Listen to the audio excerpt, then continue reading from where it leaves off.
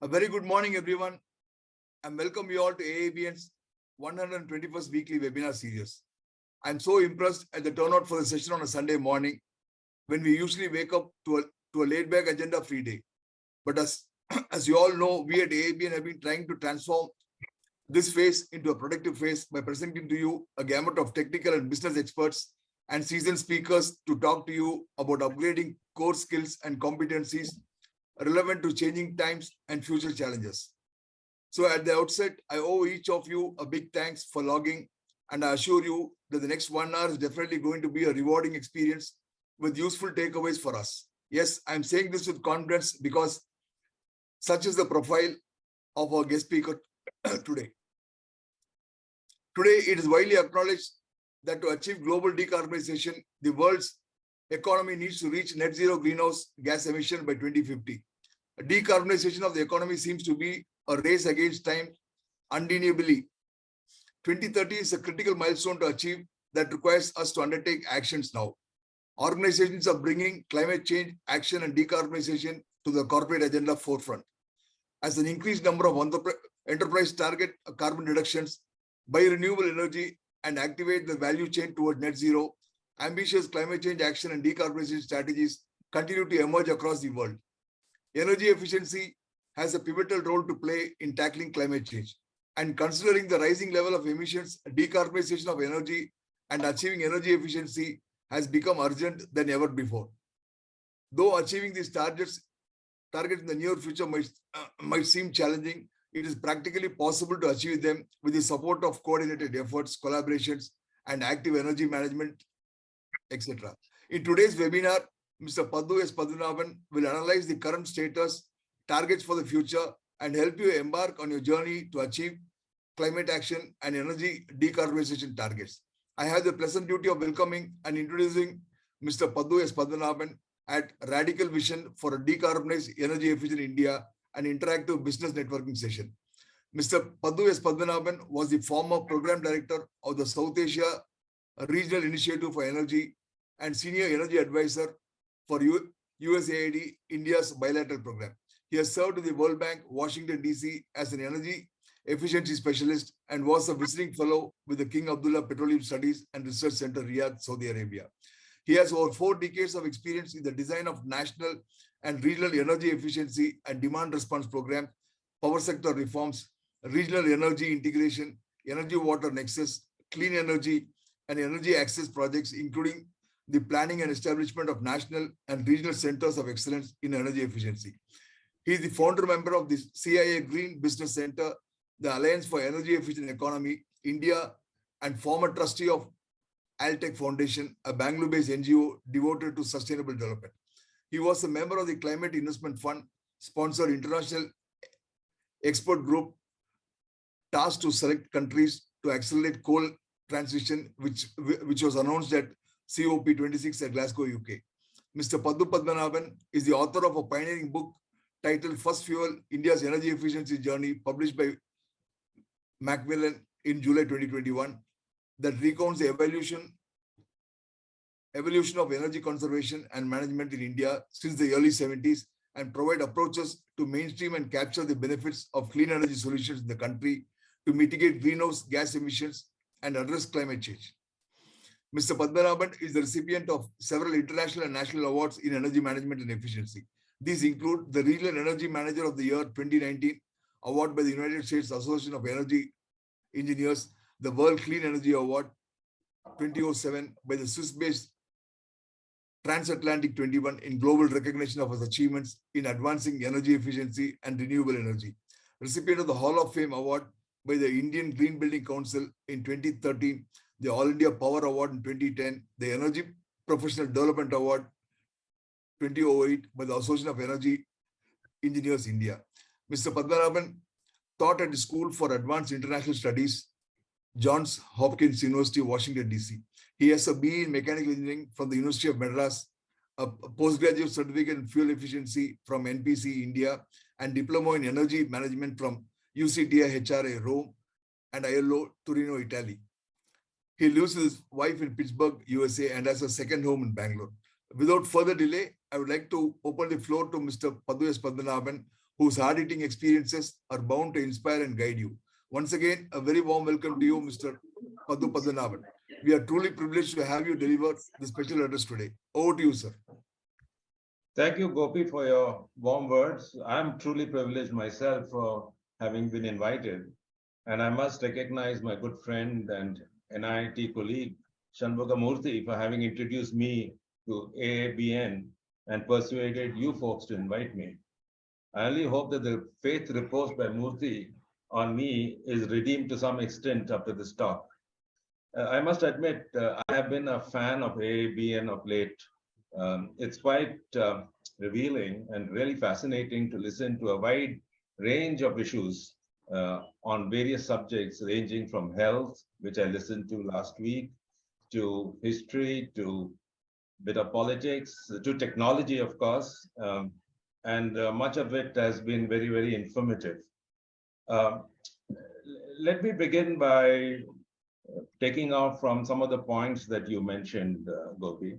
You know, the recent conference of parties on global climate change in Egypt and the previous one in 2021 in Glasgow, UK, you know, really led India to take on certain pledges, clean energy, NDC pledges, you know, that's the pledge taken by the government of India to reduce its carbon emissions. And essentially, these pledges actually can be summarized as in 3 bullet points: that India would, by 2030, reach 500 gigawatts in renewables. Also, by 2030, the penetration of electric vehicles would be around 30%. And the third, which hasn't got the kind of you know, sexiness about it, but still it is key and important, is that India will reduce its energy intensity by 45%. Essentially, reducing energy intensity is key for India to meet its net zero target by 2070. And to do that, one must set the trajectory now over the next 8 to 10 years, because by 2030, if you're not able to meet the energy intensity reduction target, then I'm afraid the net zero target will prove to be a little elusive. So what I would discuss over the next 15, 20, probably 30 to 50 minutes would be really to not discuss about renewables, not discuss about electric vehicles, but really focus on this entire issue of reduction in energy intensity, or its inverse, the improvement in energy productivity by 45% by 2030, because that in and by itself is, to my mind, the key step towards us meeting our decarbonization goals, and more importantly, to meet our net zero targets by 2070. So with that,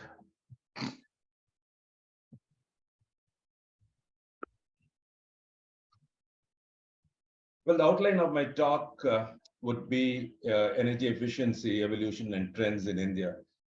You know, if you will not know where you are going if you don't know where you came from. That's extremely important. So I'll just touch upon the evolution of efficiency in India, and it may be no great news for some of you who have been part of that journey, but nonetheless, there are some interesting aspects to it. Then, in the context of climate change, to look at energy efficiency and reimagine energy efficiency based on the setting of climate change, define it, reimagine efficiency, and in the process, to talk a little bit on 3 dimensions to efficiency, a policy dimension, and believe me, I'm not going to spend too much of time on that because that's a different audience altogether, but really spend more time on the technology and integrated energy efficiency design approaches, which are basically principles which one could use as one looks at one's own issue in one's shop floor. But there's also this other angle of moving efficiency from the shop floor to energy productivity to the board level. And I see that some of you all are from the boardrooms. So we'll discuss a little bit about boardroom strategies to advance energy productivity. Um, Next. Well, actually, energy efficiency in India, and Rajmohan will remember this, started by accident in India. It was by sheer accident.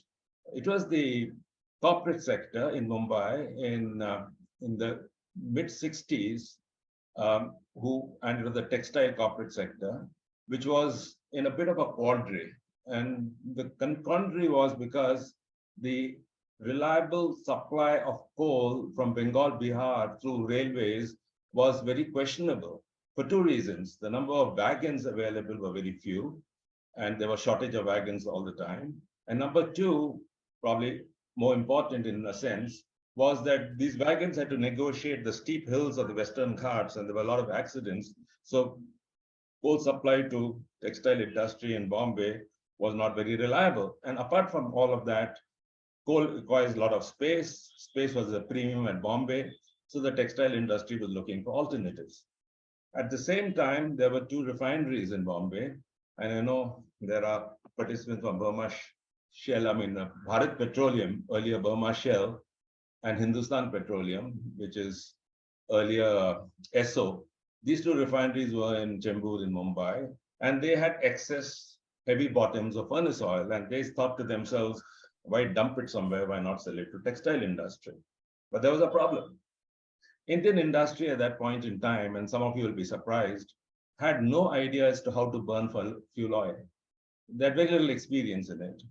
So handling, preparation, storage, preparation of fuel oil, filtration, atomization, and all of that was a little foreign to them. So the government of India and the Planning Commission were seized of this problem. They invited the National Institute of Fuel Efficiency Services of the UK, who came to India in 1966 or thereabouts, and set up a fuel efficiency cell in the National Productivity Council, which provided advice to Indian industry, particularly textiles to begin with, on how to use fuel oil and how to be efficient in the use of fuel oil. Now, this particular service was also accompanied by a very major report of the Government of India, the Fuel Policy Committee report, which for the first time ever in any government gazette recognized that there is something known as fuel efficiency. And India needs to balance supply and demand, and the way to do it is to moderate demand through energy efficiency or fuel efficiency, as they called it.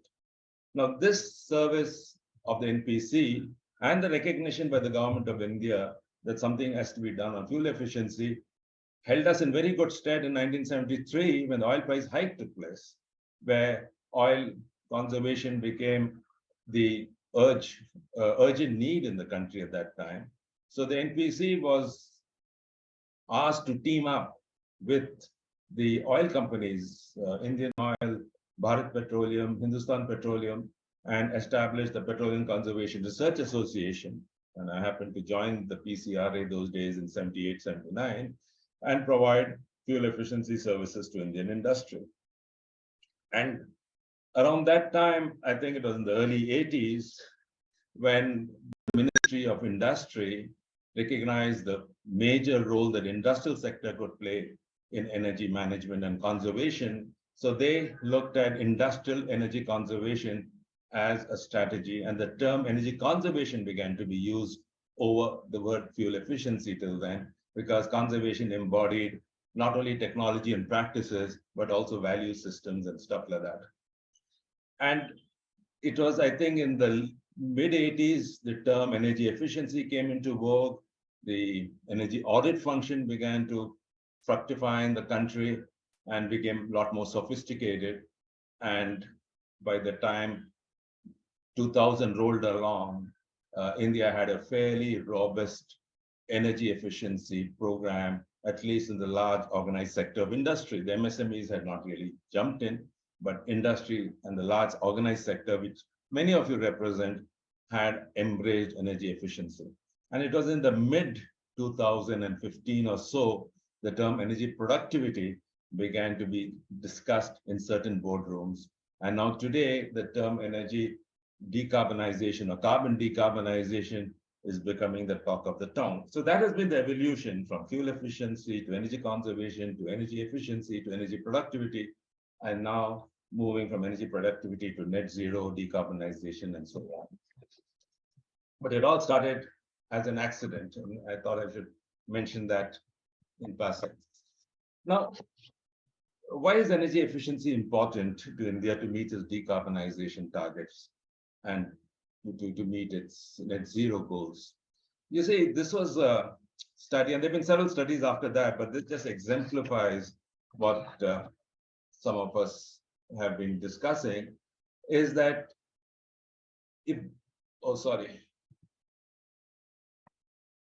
See, this is a curve which has been developed by the IEA on carbon emissions and pathways that can help bend the curve. You know, this is the red curve. If you have business as usual, I'm so sorry about this, business as usual, then this is how it would go. But then one needs to kind of bend this curve, and one can bend this curve to meet the green curve right at the bottom, which is the 450 ppm scenario. Although nowadays climate ambition is no longer looked at in terms of ppms and scenarios, is looked at more in terms of net zero and 1.5 degrees centigrade. But be that as it may, if you have to bend the red curve to kind of align itself with the bottommost green curve, you will have to have 5 interventions, or 5 wedges as they called it. There's the light blue, there's the brown, and there's a dark brown and green and so on. But the interesting point here, and that's the point I wanted to make, is this study and several studies after that has shown that it is the energy efficiency wedges, both in end use and in direct and indirect and in power plants, which could give you as high as 45 to 50% of the decarbonization goals that you've set yourself for. So it's extremely important that energy efficiency is really the first few. And we'll talk about that a little bit later. And if you were to take the same curve for Indian industry, you see the same story being repeated. Energy efficiency can contribute to 45 to 50% of reduction in carbon emissions from Indian industry. So for this to happen, and I think this is important, for this to happen, we really need to move into new directions and new challenges, radical changes. And I've tried to encapsulate it in 3 areas. One is policy, which is shifting to the demand side of the energy equation. And I'll talk a little bit about that, because along with that comes a whole lot of other institutional and regulatory issues that need to be addressed. And we'll touch upon that. The second is technology, and we talk of strategic decarbonization domains, which some of you all are definitely familiar with. But the key challenge is the key challenge to my mind is how can we increase energy efficiency by another 30 to 50% more than what a system is designed for. How can one move from looking at energy efficiency as isolated interventions to integrated interventions? And the third is reimagining energy efficiency. That is, how do we move energy efficiency from the boiler room? Because there's been a lot of shop floor boiler room talk about energy efficiency. But the challenge is to move efficiency from the boiler room to energy productivity to the boardroom. So we'll be touching upon all of these 3 issues, and hopefully that should be the basis for some interesting discussions at the end. I'm going to keep this simple because one can get off into a lot of rabbit trails here and get lost into the details. But there are 2 sides to an energy equation. You have the supply side and you have the demand side. And on the supply side, we as a nation have done well by any stretch of imagination. We were only 2 gigawatts in 1950. Today we are 400 plus gigawatts. We were hardly mining 25 million tons of coal. Today we mine almost 1 billion tons of coal, and so on and so forth. So on the supply side, we have certainly done well.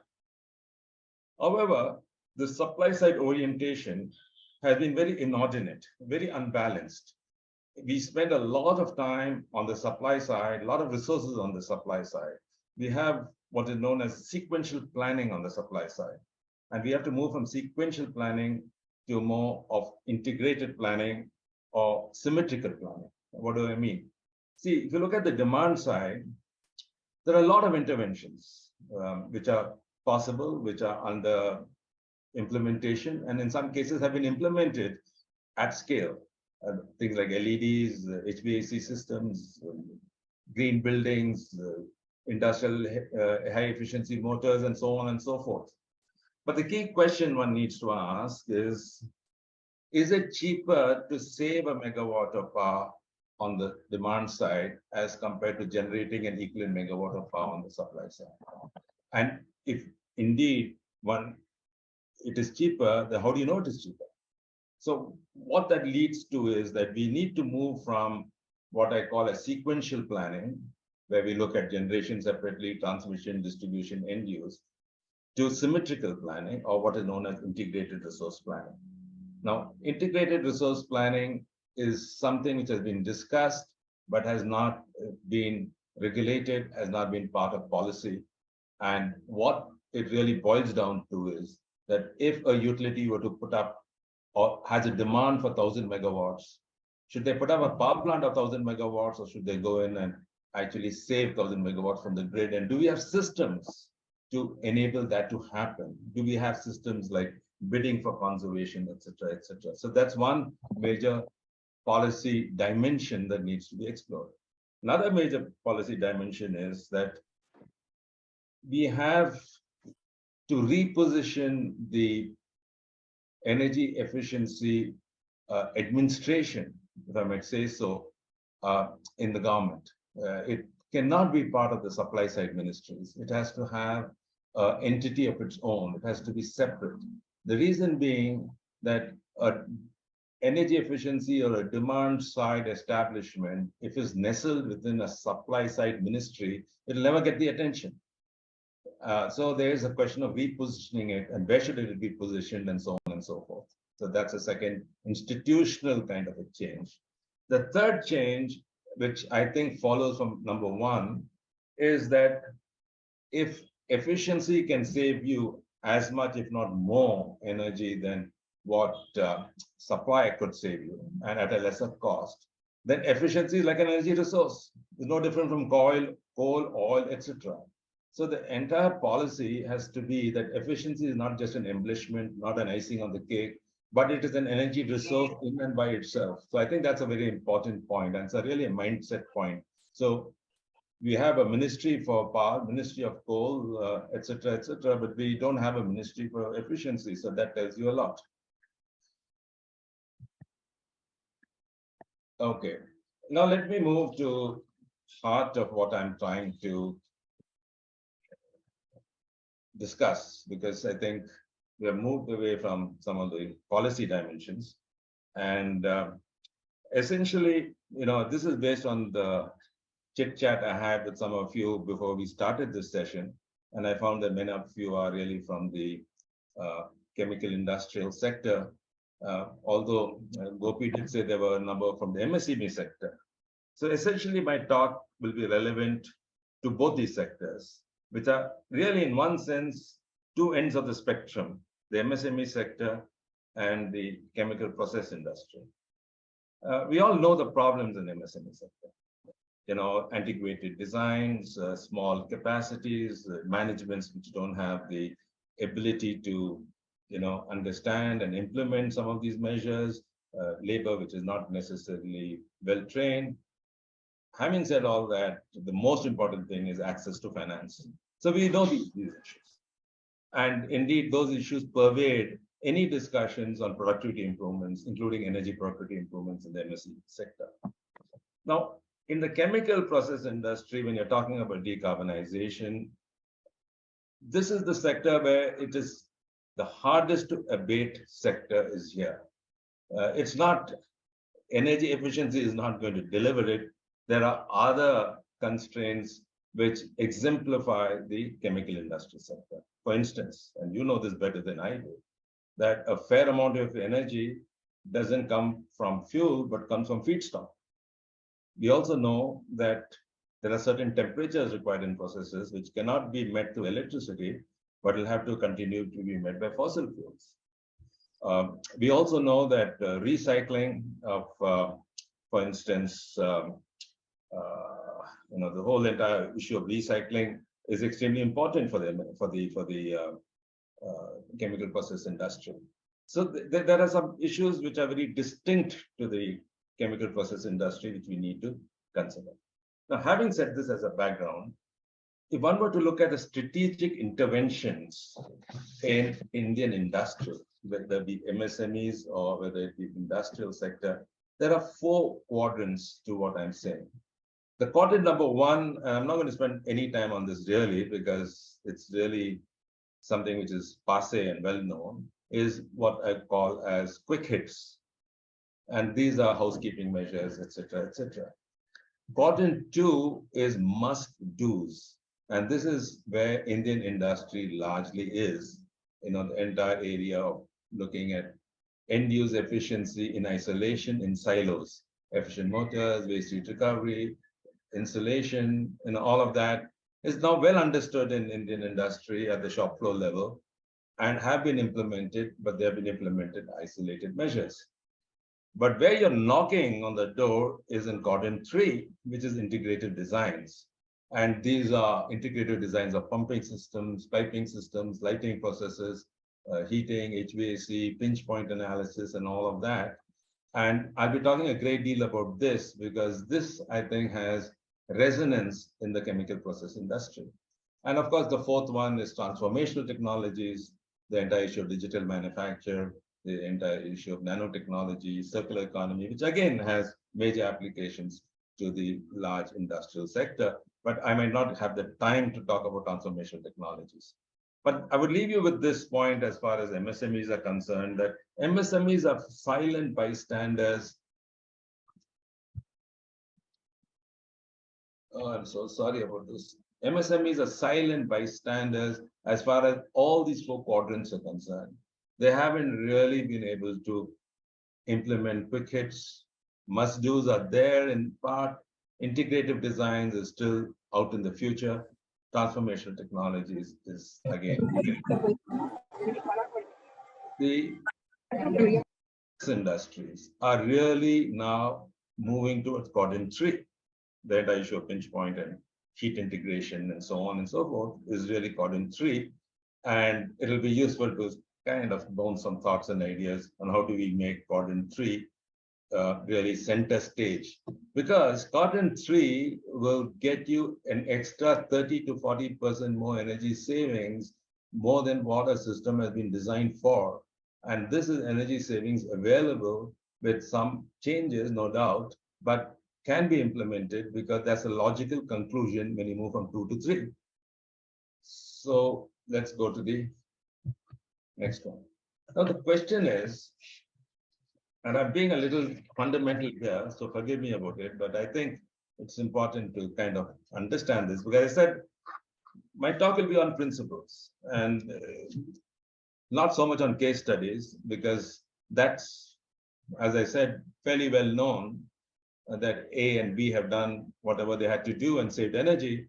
But let's go behind the case studies to look at certain principles and what are the limitations of energy efficiency design in Indian industry as practiced today.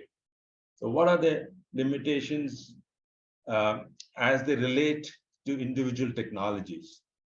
See, most research or most work in energy efficiency is typically structured to develop efficiency technologies around individual standalone systems, not on design methods that are inclusive.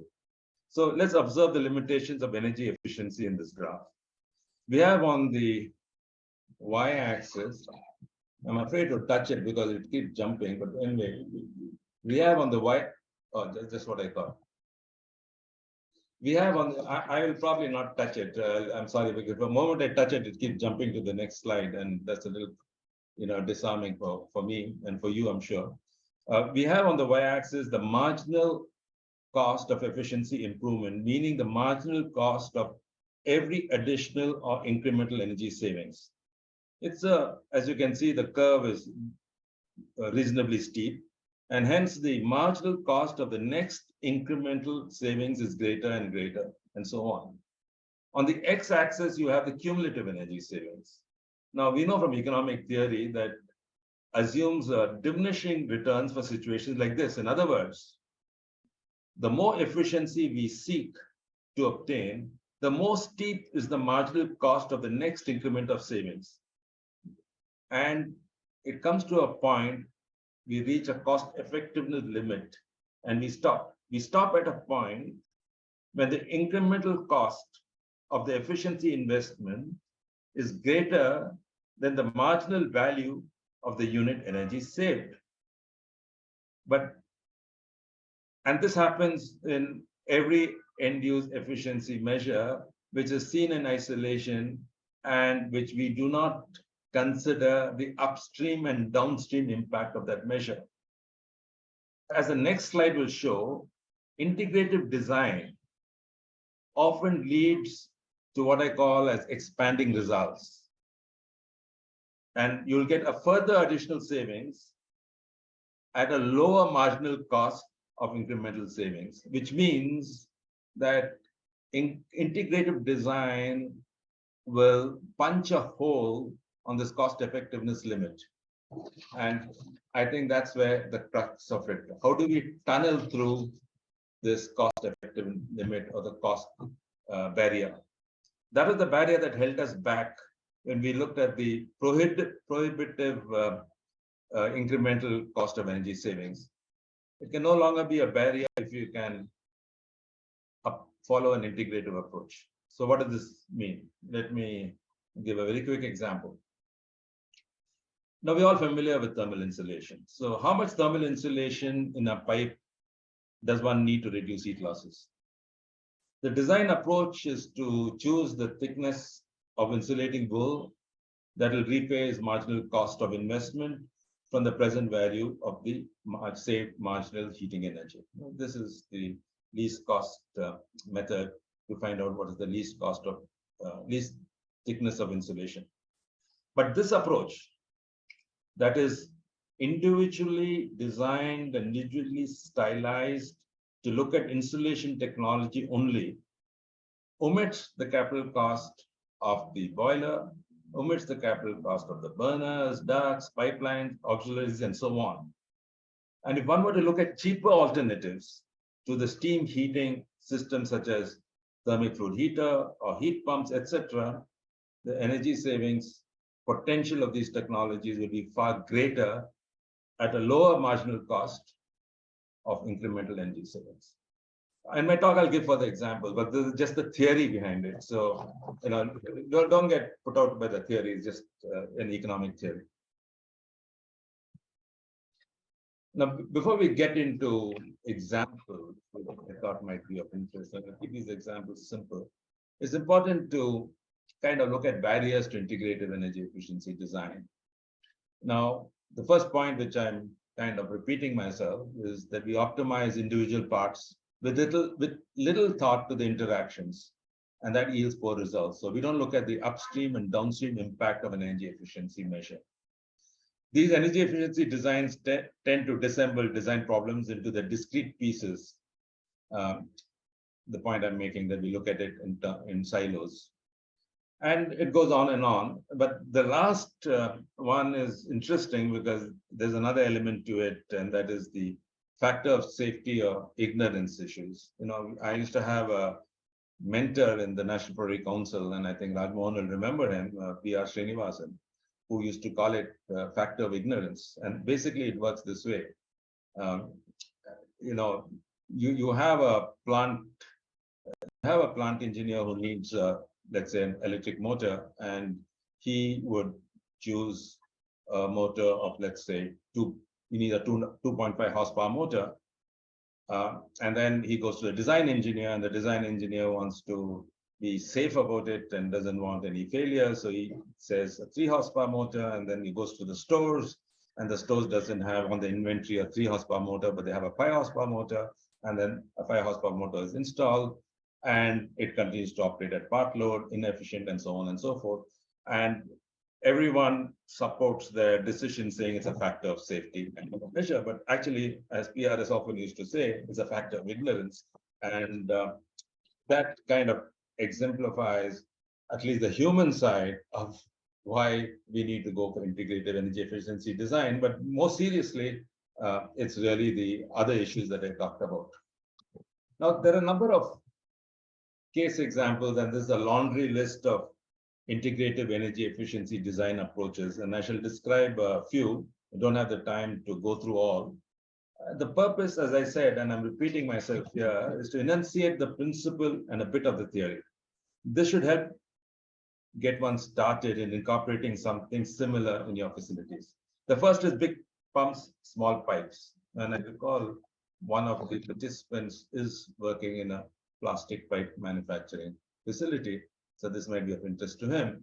So what about big pipe, small pumps? And we can talk a little bit about it. The question of industrial process heat optimization should be of interest to all of you chemical engineers here. Integrated waste heat utilization, well known. Then the whole issue of looking at total energy systems or combined heat power systems. Then the fifth area, which I think is entirely ignored, particularly in the municipal sector in India, but also to an extent in the industrial sector, is the water energy nexus. Ignored in the municipal sector and completely ignored in the agricultural sector, and we'll just touch upon that.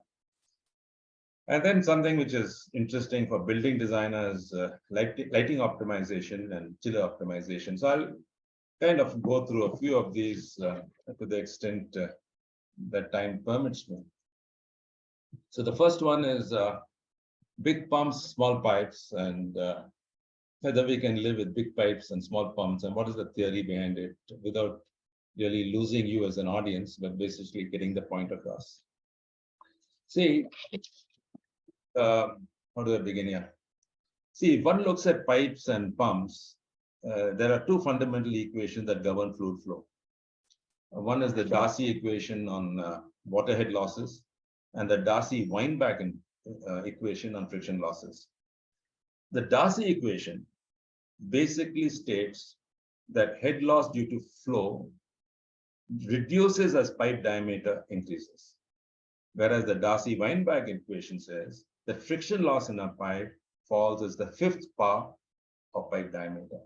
So if you put both these equations together, that is, if you look at pump design and pipeline design and put it together, which is the right way to do it, the equations tell you that motor size and pump size and all other auxiliaries reduce, and hence the capital costs. In fact, the entire pumping system costs reduces by the fifth power of the diameter. So as you increase pipe diameter, pumping equipment costs reduce. The only thing that increases is the cost of the pipe. That increases in proportion to the square, to the cross-sectional area of the pipe. So pumping equipment capital cost reduces by the fifth power of diameter. Pipe costs increase by only the second power of diameter. So when you look at the pipe in isolation and look at it as a component, which one does in very conventional design, the size of the pipe is limited by the cost effectiveness limit, the graph which I showed you earlier. You look at the incremental cost of the pipe and compare it with the incremental reduction in head losses and hence the energy savings. You omit the capital savings which are possible due to the reduced size of the pumping equipment. An integrative design enables you to optimize the whole system, yielding bigger pipes, smaller pumps, smaller capex, smaller opex. So there's a need to be a change in design mentality. Big pipes, small pumps must yield to small pipes, must yield to big pumps. I'm getting confused. We must yield to small pump, big pipes. In other words, design pipelines first and then the pumps. So what I said is not, something not unknown, but you'll be surprised how in many organizations, and I see it time and again, particularly in buildings, if you go down to the basements and you look at the pumps and look at the pipes, and you recognize that they have chosen the pumps after they have designed the pipelines, and it's fairly inefficient. Let's go to another example, process heat optimization. I've already discussed about insulation, minimum economic thickness, and why that in by itself is inadequate. But the second example is steam utilization efficiency.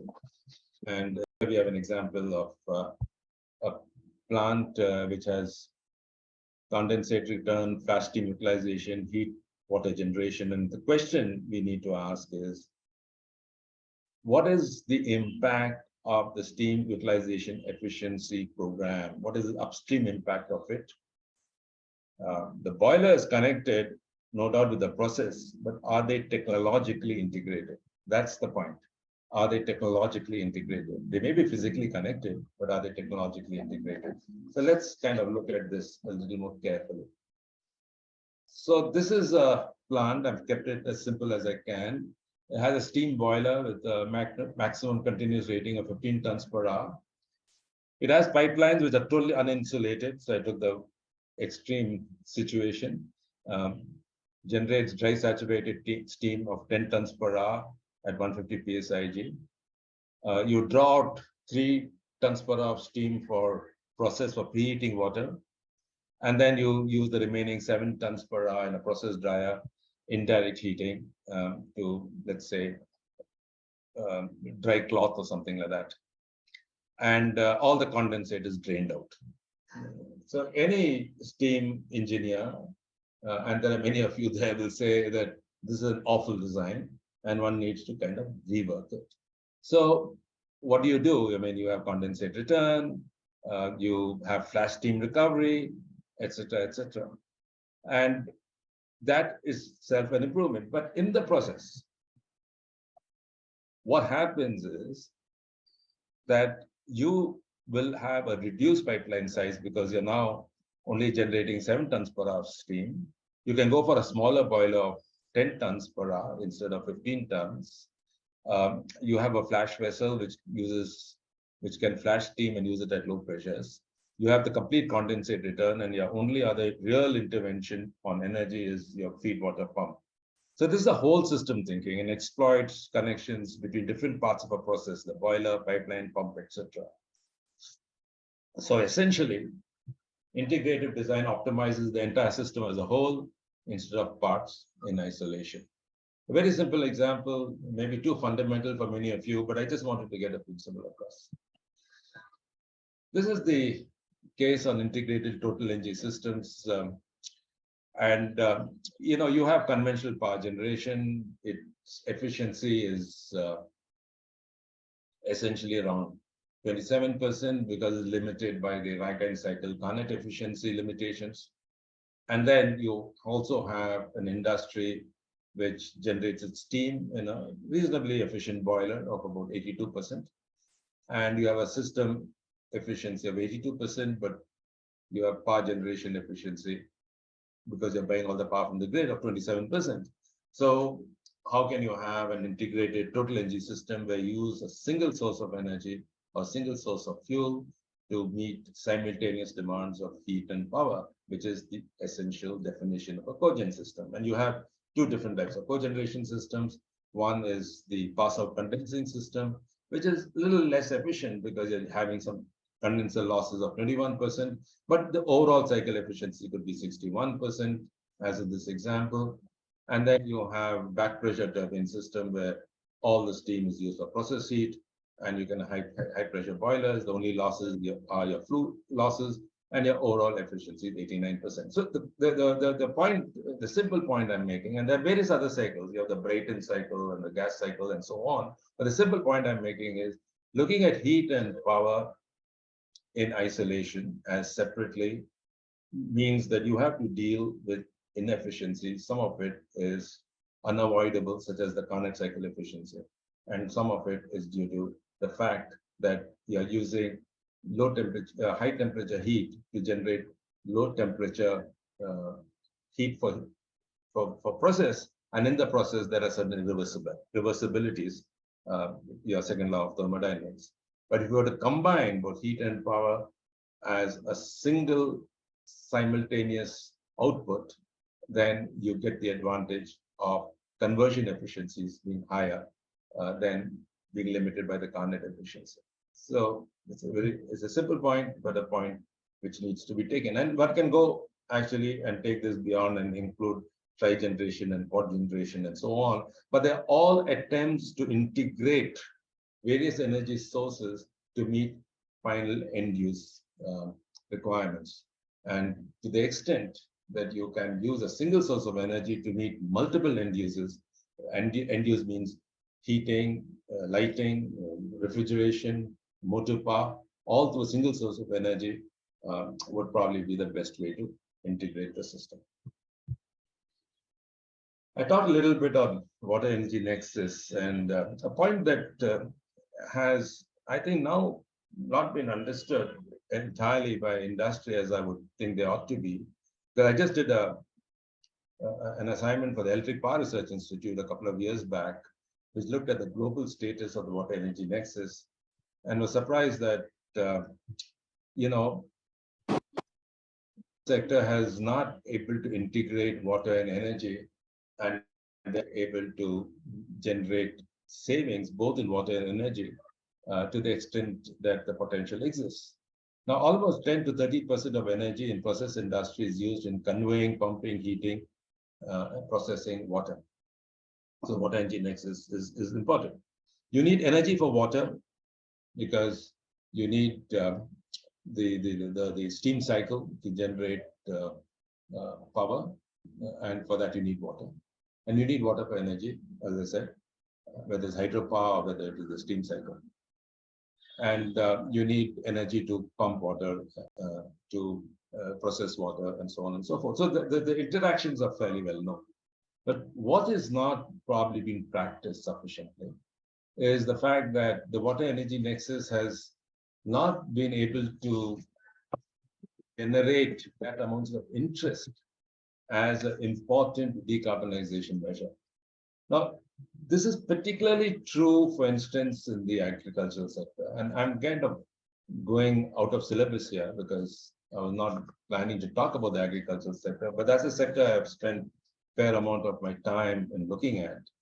But for instance, do you know in Tamil Nadu, almost 30 to 40% of electricity is consumed in pumping water in agriculture. 30% is probably what it is used to pump water in agriculture. Now, 50% of the total water in the country, and I imagine it will be almost kind of the same in Tamil Nadu, 50% is met through groundwater and the balance from surface water and rainwater. The one from groundwater is met through deep bore wells, and the wells are getting deeper and deeper. Now, the question is water management and conservation, efficient use of electric motors, etc., can bring you savings both in water and energy. And the savings are not trivial. It will make a huge difference. So that's the concept. There is a what I call as a vicious cycle going on in Indian agriculture in the supply of power to pump sets. And that needs to be turned into a virtuous cycle. But I'll stop here on energy water nexus as far as agriculture is concerned, because as I said, I'm going out of syllabus here. But if you look at water flow in manufacturing, and I think that's, an important area, and I'm coming back to what I had planned to talk about. Now, this is a typical urban distribution in a town or city. It is broadly 3 loops: raw water loop, recycled water and wastewater loop, and wastewater loop. And each of these loops require energy for extraction, for conveyance, for pumping, for treatment, for storage, and final distribution. So you need energy at all places here to extract it, to pump it, to treat it, and so on and so forth. But the more efficient one is in the consumptive use of water, in its less efficient, in its less, or rather in its more efficient distribution, in its recycling and wastewater discharge, the less energy is used. So this itself tells you the various points in which one can reduce energy in the conveyance of water. It can reduce energy in the treatment of water, provided you have more recycled water and so on. I mean, I'm talking general principles here, but the message I wanted to leave behind is that this energy consumed is not trivial. One of the major contributors after air conditioning load in Indian cities is water pumping, municipal water pumping. A lot of reduction possibilities are there. Moving from peak to off peak is one area, but also in reducing leaks, improving efficiencies, and so on. So I just wanted to bring home the point that this water energy nexus as a major energy efficiency measure has not been tapped sufficiently by the municipal sector. And there are opportunities, as I said earlier, in industry too. This is a little more simple in one sense, and that is lighting. Lighting design as an integrative system. And I'd just like you to kind of be with me here. See, lighting as an integrative solution combines two factors. One is known as the system efficacy, and the other is the application or task efficacy. So if you really notice, and if you talk to your colleagues, you'll find that a lot of time and attention is spent on system efficacy. What is system efficacy? It is the amount of light in lumens coming out of a lamp and fixture. That is the luminaire, the amount of light coming out. We spend a lot of time in choosing the right lamp, LEDs over incandescents over CFLs and so on and so forth. And we are satisfied at a lamp efficacy of, say, of an LED of, say, 125 lumens per watt as compared to 15 to 20 lumens per watt of an incandescent lamp. But the most important efficacy is ignored, which is more important than the lamp efficacy actually. The task or application efficacy. Is the light illuminating the task to be lit? You can have a high system efficacy, but the task efficacy could be very low, and hence the overall efficacy is even lower. So this is a simple point, but has an important bearing when you look at lighting design as an integrative system. We spend a lot of time on general lighting, probably lesser time on issues. How am I doing on time, Gopi? On task efficiency, and this tells you that. This is about task efficiency, getting the light to the task. Very straightforward. And this is a case of an office where one were able to improve the task efficacy and therefore reduce the number of luminaires. So overall lighting, if application improved, task efficacy was improved by directing the light to the task underway. I'm not a lighting expert, but just to give you the point that it is not trivial. If you really do an audit, you find the lighting, whether it's commercial lighting or office lighting or shop floor lighting, is not an insignificant number.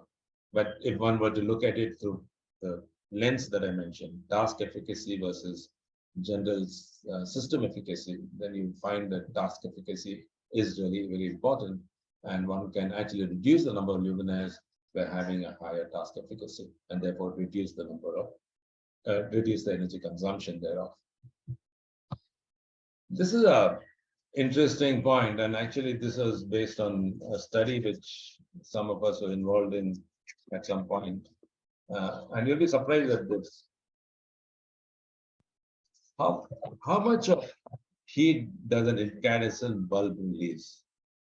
Now we don't use incandescent bulbs very much as we used to earlier, but I'm mentioning incandescent because I'm using that as a baseline here. See, 100-watt bulb in a small room, and 100-watt bulb in a small room could cause temperatures to rise by 6 degrees centigrade per hour till it reaches equilibrium with the surroundings. And here's a calculation, and I'm not going to go through this calculation, excepting to state that if 100-watt bulb in a small enclosed room will cause the temperature to go up by 6 degrees centigrade per hour, imagine if you have 3 or 4 bulbs, and what would happen? And what would happen to its air conditioning load? I mean, that's the important thing.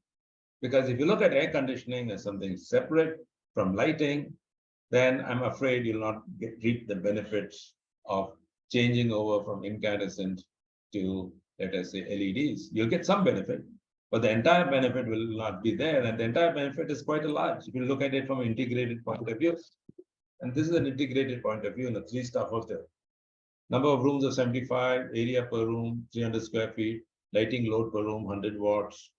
They had a centralized AC system, 150 tons per hour, and they converted all the incandescent fluorescent bulbs to LEDs, and they had a reduction in load of 5.6 kilowatts. But there was also reduction in the abstraction of heat per room, and that resulted in an equivalent reduced AC load of 4.13 kilowatts, totally bringing the total to something like 9.7 kilowatts. Normally, what happens is that you do lighting, you don't do anything on the air conditioning side, and then you run the air conditioner at part load, and you get inefficiencies all over the place.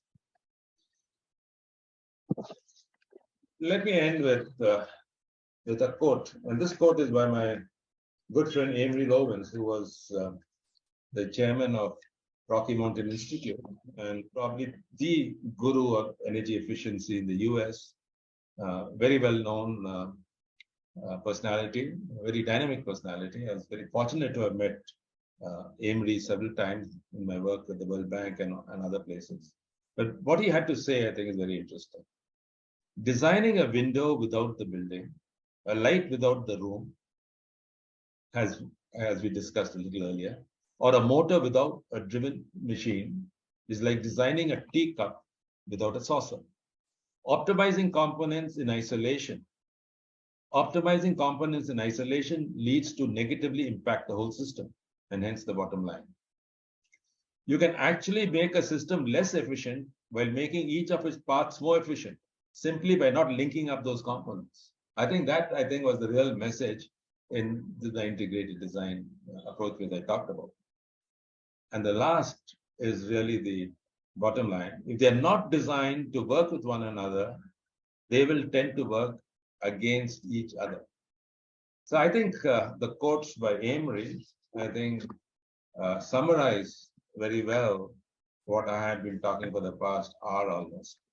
And I'm coming to my last few slides, and I'll see, this is, all along thus far, rather, I would like to change gears here. All along thus far, I had been talking about issues at the shop floor or the boiler room, where the focus has been on energy efficiency. And the focus here has been in minimizing the energy used in producing outputs, whether they be in a building or in an industry or elsewhere. We understand this. I'm sure we all understand this. The least amount of energy to produce a ton of, let's say, paper. Just stay with me on this. The other issue, which is much more strategic, more of a boardroom issue, is energy productivity. Energy productivity is all about maximizing the value of energy in an application which an industry is working in. That is maximizing the output of an industry, the value of the output of an industry. Now, at a national level, energy productivity is defined as the total GDP of the country in a particular year divided by the total energy consumed in that year. And energy productivity of all countries have been improving. And India, in fact, between the year 1992 to 2015, improved its energy productivity by something like 75%. China in the same period improved it by 200 or 250%. The question at the national level, and I'll just be very brief on this, is that most developed countries have de-linked GDP with energy consumption. In fact, there's been an absolute de-linkage. India, as in China, we have also reduced our energy consumption as we increased our, let me go back on this. We increased our GDP. We increased our energy consumption, but we reduced the rate of increase in energy consumption. In other words, we also de-linked, but our de-linking was relative. Whereas in countries like US and Japan and Germany, the de-linking was absolute. So India's main strategy now is to move from relative coupling to absolute decoupling. If we have to meet our decarbonization targets at a national level, the energy intensity reduction of 45% must be an absolute decoupling and not a relative decoupling. I think that's the point I want to make. But coming to a company level, which is what we're all interested in, is how is energy productivity defined? In a company, energy productivity is defined as the revenues generated by the company divided by the total energy consumed in that particular year. Now, the revenues generated depends on the value of the products. So the challenge for Indian corporates is to move energy efficiency, which is energy savings, which is a bottom line issue, to improving value addition at the board level. And how is this done? Which is what energy productivity is all about. So energy productivity puts energy at the center of economic plan. So it's a new policy narrative that encompasses energy efficiency, but is a much broader concept. Energy efficiency, as I said, is all about the bottom line, energy savings and profit. Energy productivity is about value creation and growth. Energy productivity is conservation focused. Energy efficient conservation focused. Energy productivity is positive output focused. But I think the key point, and I will make the point, which will be, I think, a little more simpler and easier to understand. When you go to a shop floor, you ask the energy manager, how is energy used? That's a typical question. The question is a very operational issue. You said, how is energy used? And he or she would say that, we did an energy audit. We have implemented the following measures. We have been able to save energy. And this is the list of savings we have had, and so on and so forth. This is very well known. But if you were to flip the question and not ask how energy used, but if you would ask the question, what is the energy used for? Then immediately you'll understand it's a very strategic question. You immediately have to answer it in the context of diversification, modernization, restructure. In other words, are you using the energy to manufacture mild steel, or are you using the energy to manufacture precision machine tools? Are you using the energy to manufacture cement, pozzolana cement, or using it to manufacture specialized cement? Are you using the energy to manufacture, let's say, cardboard, or are you using the energy to manufacture specialized paper? Because specialized paper gives you much higher value. The moment you ask these questions, how energy is used, then immediately one sees the value energy is bringing to your particular operations, and you like to go for the highest possible value. It is not as though, and I want to repeat this is not known, this is well known. But are we doing this in a strategic manner? Are we doing it in a way in which, to the extent that we can, we use energy as a means to create the highest maximum value? Because in that lies the greatest potential for decarbonization. Not on efficiency only. Efficiency is important. Efficiency is a subset of what I'm saying. But value addition is what the real gain is, in a sense, for decarbonization.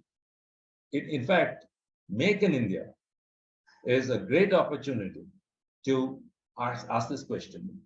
In every Make in India product, we need to ask the question, is the energy being used to make the product creating the highest value of the product, or is it something that is probably an intermediate product?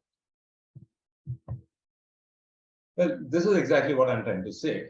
Do you manufacture mild steel, or do you go all the way and manufacture precision tools in downstream industry? Do you manufacture alumina, or do you go all the way and manufacture fuselages in aircraft industry? Do you manufacture cardboard, or do you all go manufacture paper, which have higher value? And many, many more examples. The idea is to develop downstream industries, which could be a major strategy for energy productivity, and thereby meet our decarbonization and net zero goals. I would like to end by just 3 points. In a sense, what I have been saying And I'll just reiterate that. Energy efficiency has the largest single potential for achieving decarbonization. Remember the IEA curves that I showed you, and hence in meeting its net zero targets. Actually, if we take energy efficiency and energy productivity to the logical conclusion, we can meet our net zero targets by 2050, 20 years before what we are suggested of 2070, or even maybe by 2060. That's one. Second is we can save an additional 20 to 30% more energy, capex and opex if we follow an integrated energy efficiency design approach. And I provided some very simple examples of that kind.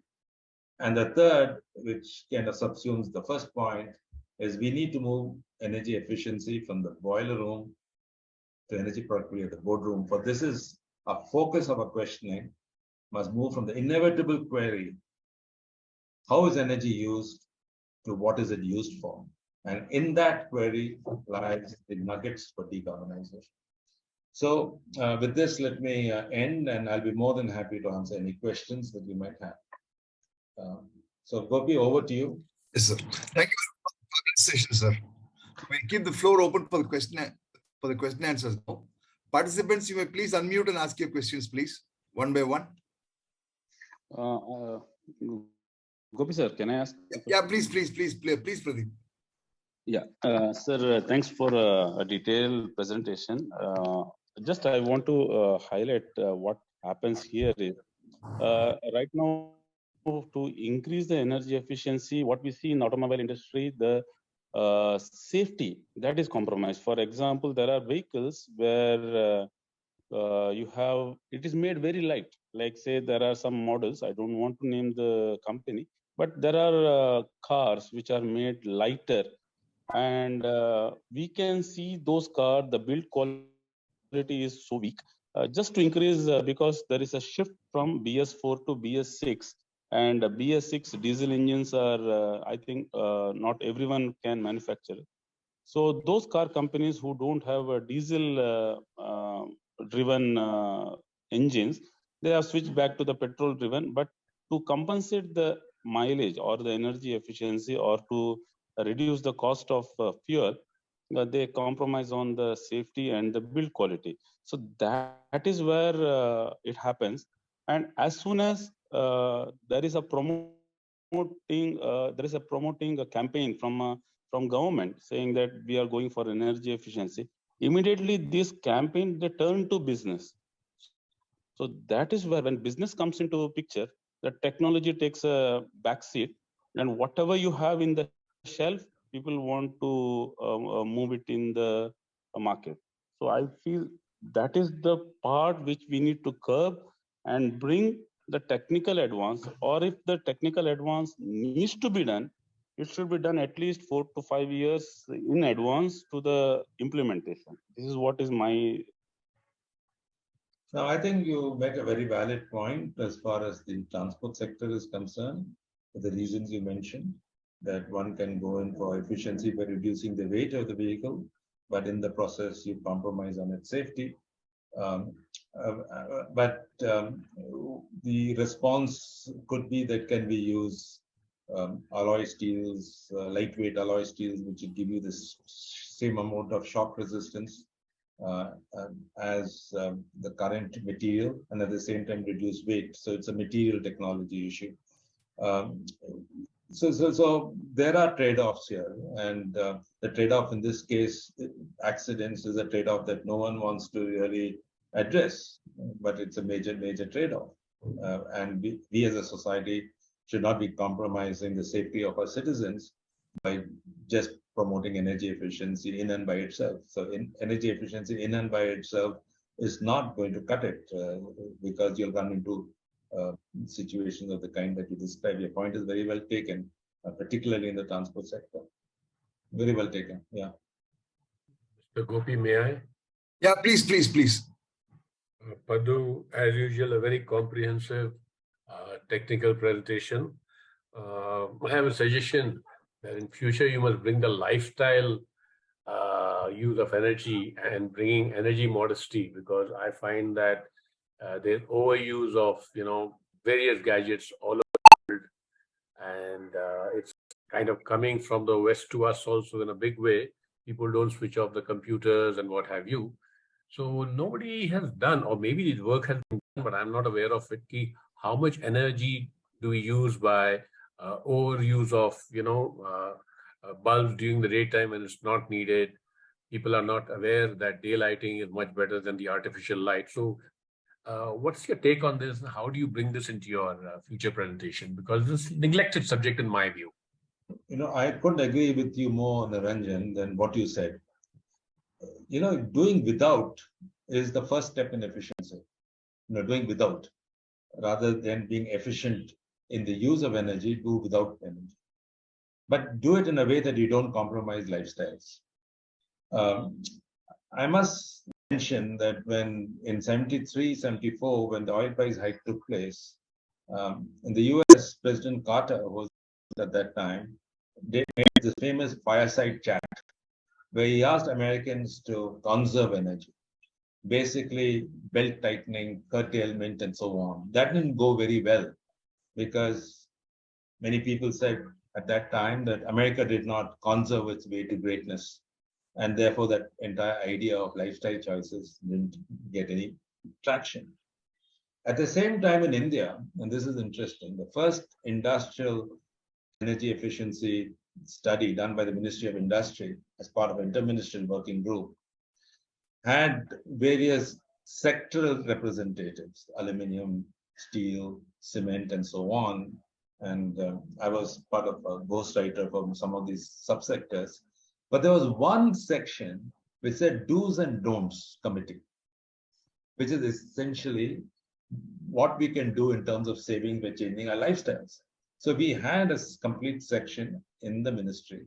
And I recall the chairman of that committee, Dr. D.V. Kapoor, who later became chairman of NTPC, and he was Secretary Heavy Industry, actually mentioned about this committee being the most important committee of all. And in fact, suggested that we don't use the word fuel efficiency, we use the word energy conservation. So if you look at the title of that Interministerial Working Group report, it was energy conservation in Indian industry, because conservation embodied not only technological fixes, but also lifestyle fixes. So for all the reasons you mentioned, and Honorable Prime Minister has taken up this cause at a national level, at a global level, by talking about life strategy, lifestyle choices in energy, etc. I think it's the right way to go, because I believe that India has, in its past and in its ethical, moral attitudes towards energy, a lesson for others to follow. But I didn't focus on that in my presentation because this was a very technical presentation. But your point is very well taken. We need to do a lot more in making this.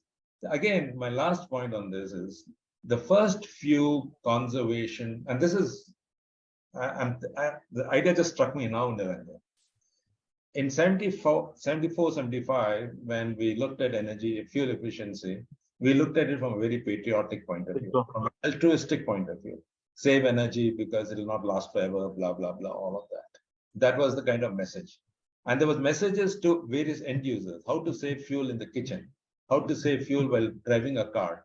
Just not technological measures, but measures which one can follow by not overspeeding, not riding the brakes, not changing the gears at the right speed, etc., etc. At the same time, in the US, General Motors was also coming out with measures for saving energy in their cars. But all those measures were to do with lightweight materials, high efficiency motors, and very few measures which really required changes in good driving habits. See, he focused on good driving habits, they focused on technology. Now both are meeting together at a point. Good driving habits, good cooking habits is as important as the technological measures, the point that you're making. So I think we are in a position to get this message across. I hope I answered your question. I went back. Thanks, Padhu. Venkat, you may please unmute and ask your question, Mr. Venkat. Please.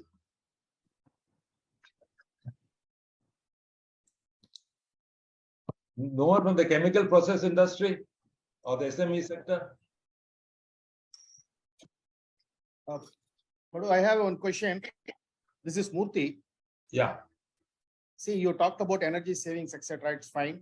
So you didn't talk about anything on carbon capture and storage, specifically on post-combustion or oxy-fuel for a major process synthesis, which is your favorite area. I would like to hear some thoughts about it.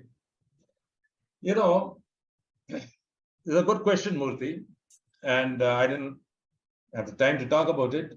But, you know, there was a study done by McKinsey, and I just want to draw attention to it, which looked at decarbonization in the chemical process industry worldwide.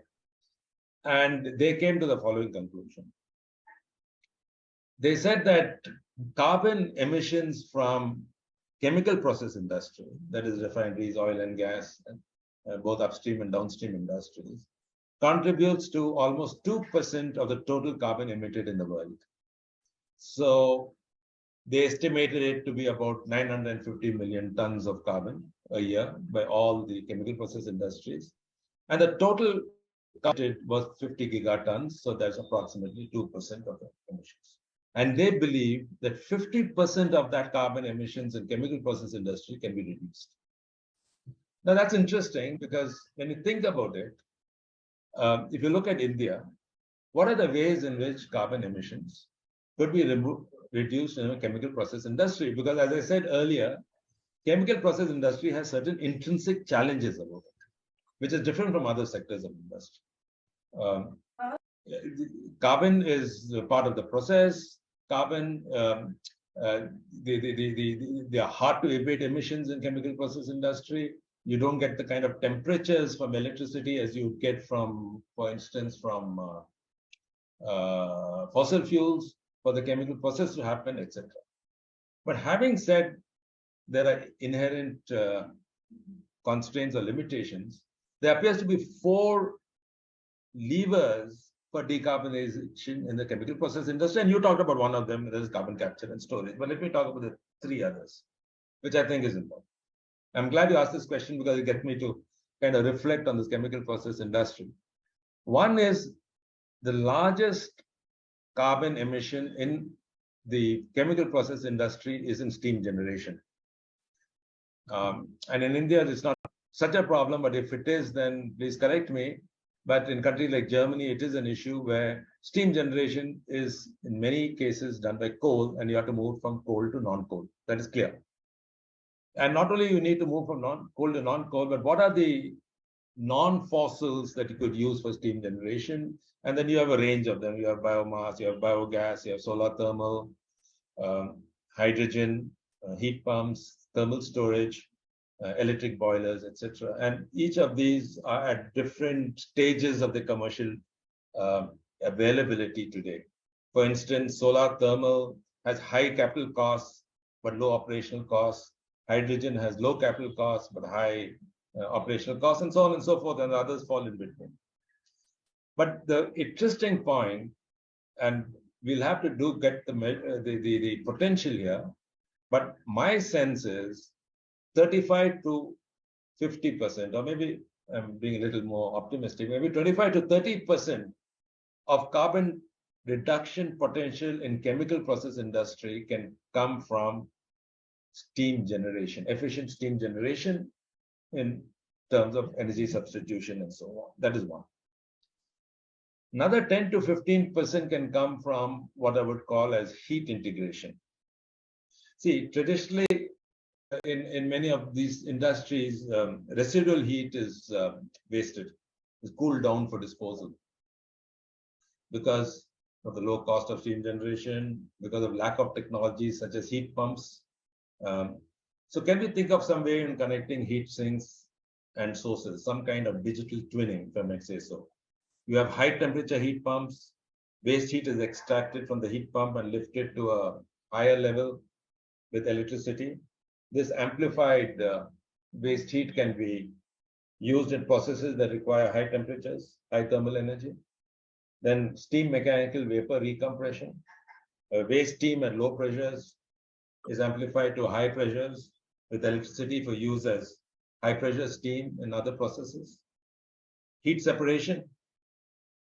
Waste heat is lifted to high temperatures for use with chemical reactions, for instance. So essentially, the whole entire issue of heat integration, which I had discussed it in some detail on integrated energy efficiency. So first is steam generation, second is heat integration. Third is electricity procurement through renewables, both on-site generation of electricity through renewables, as well as virtual purchase of electricity from grids through, PPAs with RE, renewable energy producers, etc., etc. This is a nascent area in India, but it's getting to be an important area where, with open access being permitted, industry can purchase electricity from renewables, and there are renewable energy certificates and so on. It's a business in and by itself. The India Energy Exchange is, in a position now to procure renewables from renewable producers and sell it to industry, which can then be certified to have got a renewable energy certificate and meet its targets and so on. So that is the third area. The fourth area is energy efficiency, and a point which I've discussed in great detail. So 4 areas. Now, in all of this, the entire issue of carbon capture and storage is intrinsic to the chemical industry, intrinsic to even the steel industry, for that matter, the cement industry. And that also has a role. I didn't get a chance to talk much about it. But again, I didn't want to be too repetitive. I didn't want to get into too very many areas. Just wanted to make the point that efficiency in and by itself has greater potential at a lower cost to save the maximum amount of energy. And that's why I call it the first fuel. Carbon capture and storage is not the first fuel. Neither is coal the first fuel, nor oil, but efficiency is the first fuel. Okay. Thank you. Thank you, sir. I hope I answered your question in a roundabout way. Yeah, it's okay. It's answered. It's a big subject. No, we will discuss further. This time frame, no, probably we'll discuss further on this. Yeah. So only one thing it's happening. No, you see whether in both in UK as well as in US with the recent government $1 trillion investment happening only on CCUS. The subject, no, we need to discuss later. We need to discuss it later. It's not that it hasn't been discussed. In fact, I was part of the Indo-US subcommittee on energy, and that's the reason. Yeah, that's the reason I asked this question. I remember the committee. It came up in our discussions way back in 2007-8 timeframe. But at that time, the position of the government of India, we were at that stage in our power sector reforms where cost minimization was important. There was this talk that this might add to our generation cost and so on, and maybe not the technology for India. And even in the US at that time, there was no commercial applications, large-scale commercial applications of this. Today, the mindset has changed. So there is a role here, especially in large power plants, etc., which can continue using the technology that they're using, but then one can use the carbon generated. But how do you store it, and where do you take it, and so on? Those are questions to be asked. But certainly, it's one of the options. Yeah, for sure. Naveen from VBCL. First of all, thank you for this such energetic presentation. So interactive. We started with a very good story and told about the energy fuel efficiency, the transformation to energy conservation, energy efficiency. That was very interesting to listen from you on a nutshell. With this 1 hour, you covered almost all the topics so clearly. And especially the Darcy's law, what you told about, that is one of the debatable topics ever in the project stage. Whether to go for a bigger pump or a smaller pump with the bigger pipelines. Then the CO2, I mean, two things what I like to just pull upon where we are facing struggles. Normally is the CO2 emissions. So though the sulfur is brought into control, whereas the carbon dioxide emissions using the hydrocarbon fuels, and how the CO2 can be captured to make zero. So that is one thing. And then the low heat recovery. The low temperature is always rejected to atmosphere, either through fan coolers or we are not able to recover heat so sufficient. Heat transfer areas we don't have for the modern technologies to recover this heat, or it leads a bigger investment as such.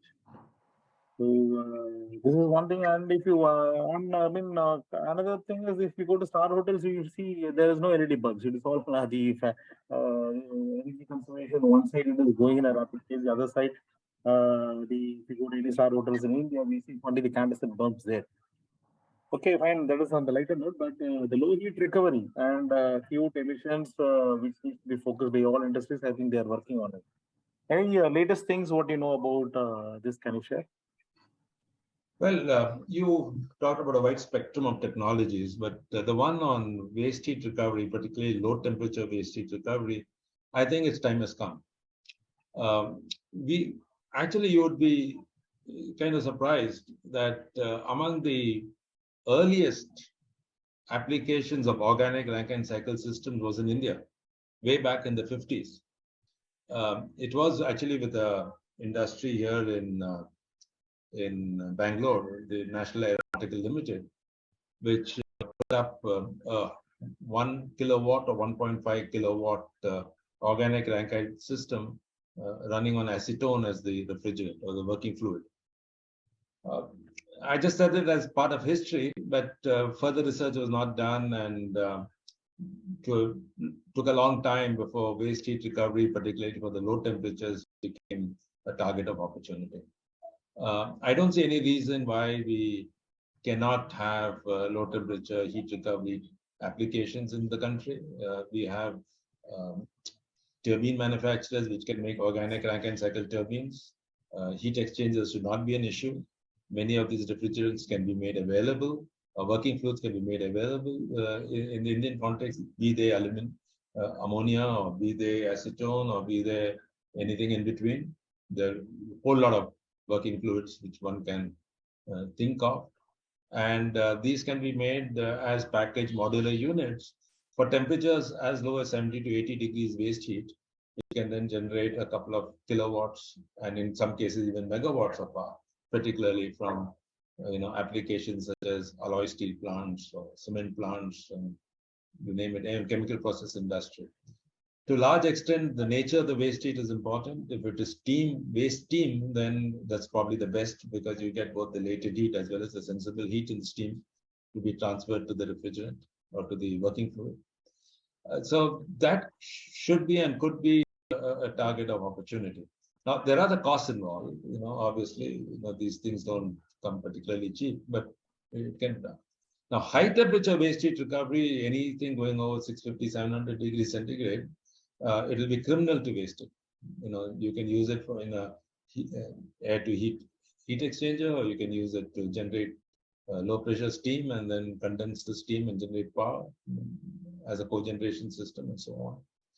So I'm totally with you that waste energy is all part of the integrated waste energy system. That I didn't get a chance to give you case studies on it, but these are the kind of areas that one needs to look at. Yeah, sir. Thank you. Thank you so much. Yeah, Ashraf.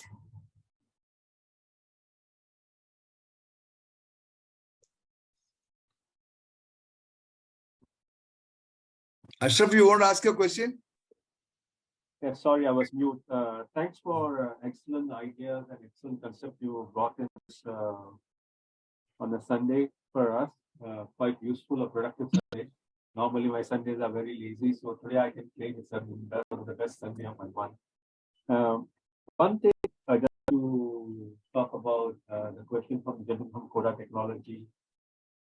I'm not skeptical of carbon capture is one of the solutions, but my concern is the cost of the same. And so far, most of the countries which are pushing it are subsidizing it. Now, till it becomes lucrative in terms of business sense, I think the technology is there, but it will be reluctant. People would not use.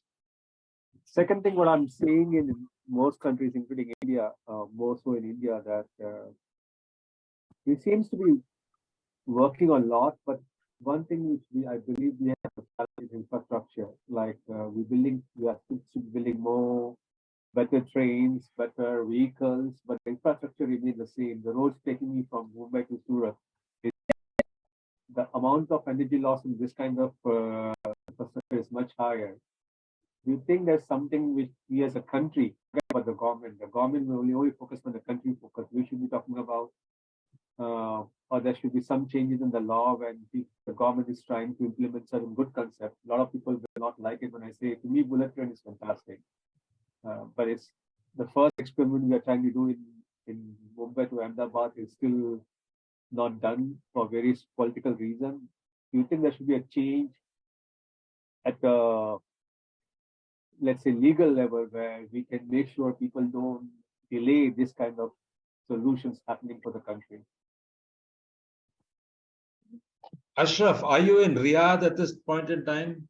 No, I'm in Singapore. Oh, I'm sorry. Okay, I'm in Singapore.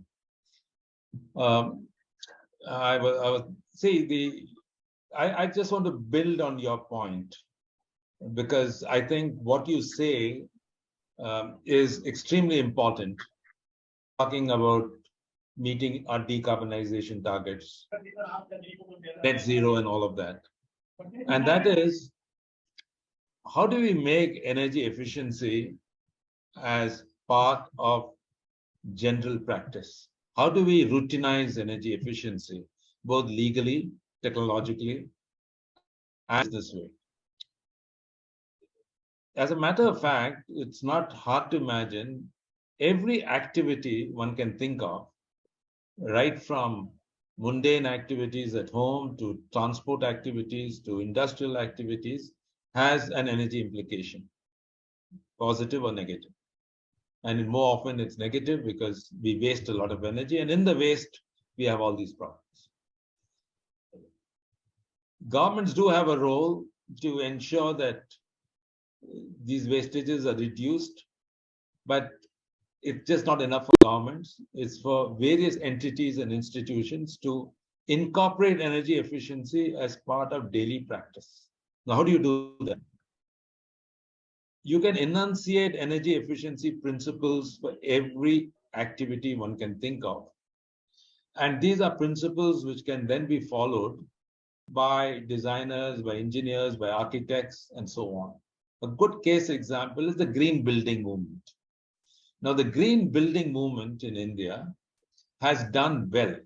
And the reason is, maybe the government is not directly involved, it was really left to architects and the private sector, but also because we were able to translate the green building movement into a series of rating systems, which architects and building owners combined were interested to achieve, whether you wanted to get a platinum award or the gold award or whatever.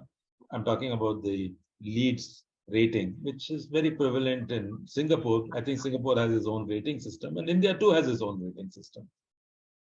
In the year 2000, we had no green buildings in the country. And the first green building happened to be the Green Business Center in Hyderabad.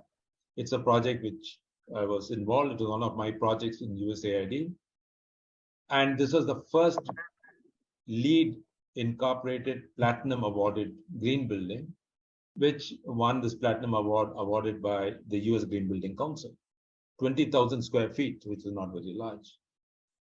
Today, after almost 20 years, because the building was designed and completed in 2003, inaugurated by the former President Abdul Kalam in 2003. But since then, a lot has happened. The Indian Green Building Council was established. Other green building councils also came up.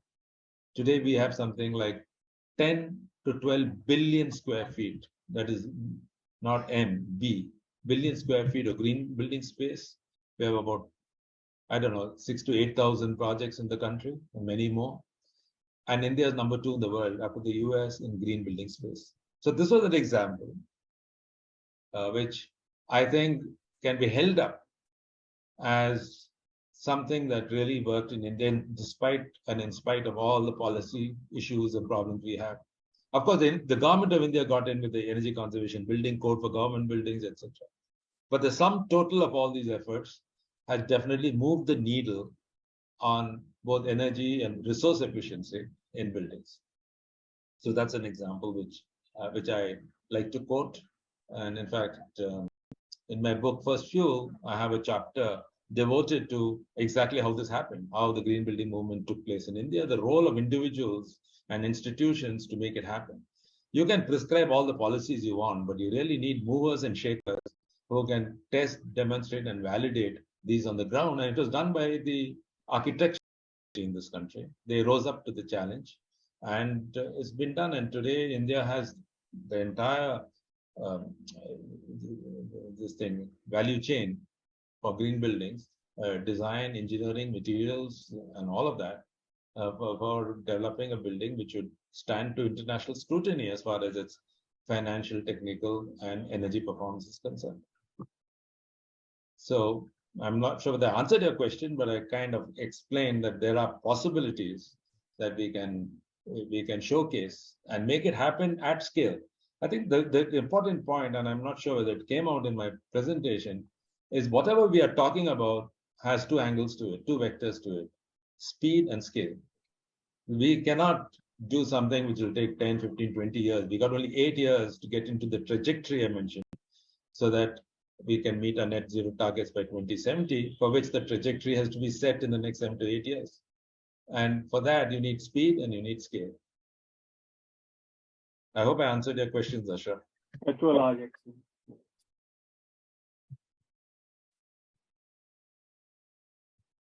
Mr. Venkat, you have a question which is posted in the chat box. Yeah, so sorry, I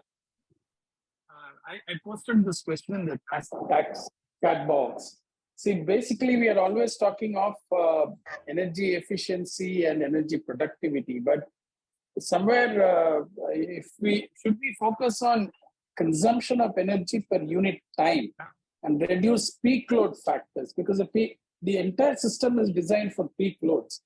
And if we reduce peak loads, the system will be redesigned for much lower peak loads and we'll have much more saving on the energy. Is this a concept practiced scientifically, or, I mean, I'm not an engineer, so I'm just asking this question more as a layman.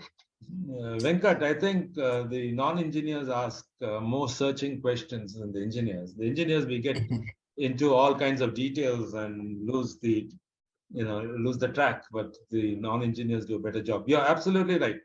Peak load management is a definitive strategy to reduce energy consumption through mobilization of end-use customers to operate in a particular way.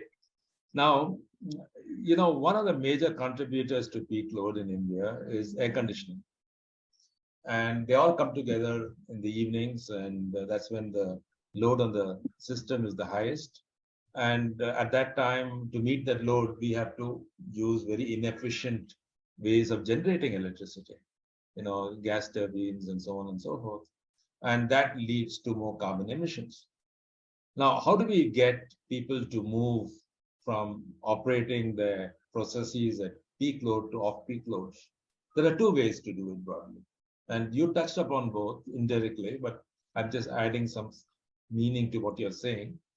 The two ways are economic ways, and that is providing economic incentives for somebody to use his air conditioner or his motor in industry or whatever load he has during an off-peak time when it is cheaper for the utility to generate the power, and they'll provide you power at a lower cost. So you will have an incentive to operate. And this is happening. And this is happening not so much in India. I'm a little disappointed that we haven't been able to incorporate off-peak tariffs, as they call it, to the extent that it's been incorporated in Western countries. But this is work to be done.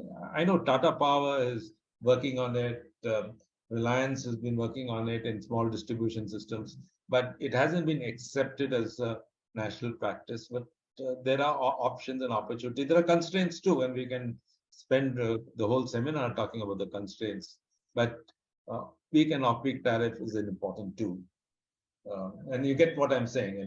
If I were to give you power to operate at 2 rupees a unit, and at peak time it is 6 rupees a unit, you'll be more than happy to operate it when power is available at 2 rupees a unit. And if that requires you to change your lifestyle and start working at 3 in the afternoon when the power is the cheapest, or maybe 3 in the night rather when the power is the cheapest, you'll do it.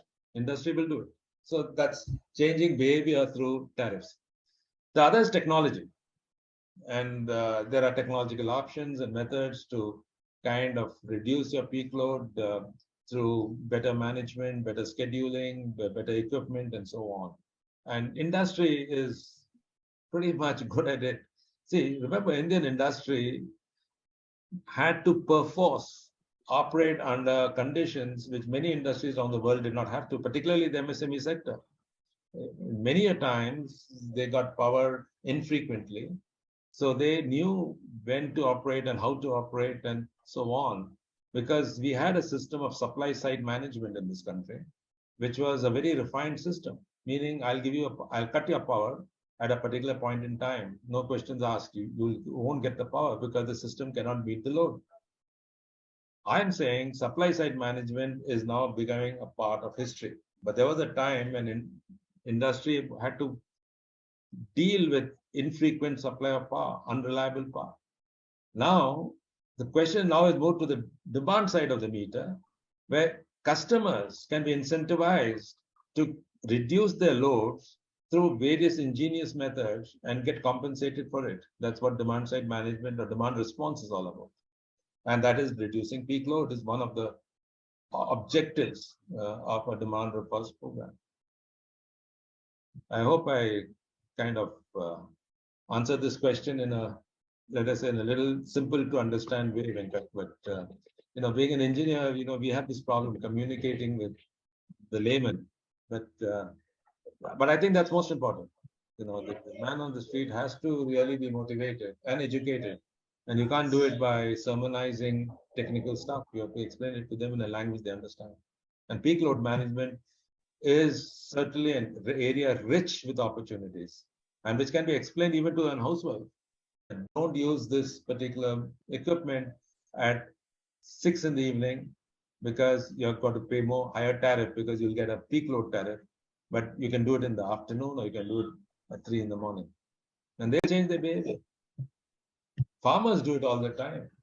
So I'm sure they will do it. Yeah.